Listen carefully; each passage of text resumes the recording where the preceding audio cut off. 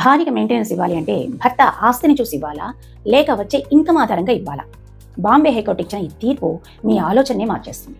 చాలా మందికి ఈ డౌట్ ఉంటుంది, భర్త దగ్గర కోట్ల విలువైన ఆస్తులు ఉన్నాయి కదా, మరి ఎక్కువ మెయింటెనెన్స్ ఇవ్వాలి కదా అని. ఇటీవల ఒక కేసులో బాంబే హైకోర్టు క్లారిటీ ఇచ్చింది. కేసు వివరాల్లోకి వెళ్తే వీళ్లకు 2004లో వివాహమైంది. కొన్ని సంవత్సరాల తర్వాత వీళ్ళిద్దరి మధ్య అనేక కారణాల వల్ల వాళ్ళు విడిపోయారు. దాంతో భర్త డైవర్స్ కేసు ఫైల్ చేశాడు, భార్య ఆర్సీఆర్ ఫైల్ చేసింది.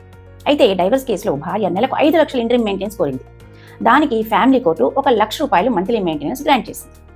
దీంతో భర్త హైకోర్టును ఆశ్రయించాడు. బాంబే హైకోర్టు చెప్పింది ఏంటంటే, section 24 pendant light interim maintenance లో ఇన్కమ్ మాత్రమే చూడాలి, property or any ideal assets ని కన్సిడర్ చేయకూడదు అనింది. అంటే భర్త దగ్గర కోట్ల విలువైన ఆస్తులు ఉన్నా సరే అవి ఇన్కమ్ జనరేట్ చేయకపోతే అది మెయింటెనెన్స్ క్యాలిక్యులేషన్ కి పనికిరావు. అంటే ఇంటరిమ్ మెయింటెనెన్స్ అంటే తాత్కాలిక సహాయం అందించడం మాత్రమే, ఇందులో ఇన్కమ్ మాత్రమే కన్సిడర్ చేయాలి. అదే పర్మనెంట్ ఎలిమనీ విషయానికి వస్తే ఇన్కమ్ ప్లస్ ప్రాపర్టీస్ రెండు కన్సిడర్ చేయాలి అని చెప్పింది. సో చట్టం భావోద్వేగాలను కాదు, నిజాలను మాత్రమే చూస్తుంది.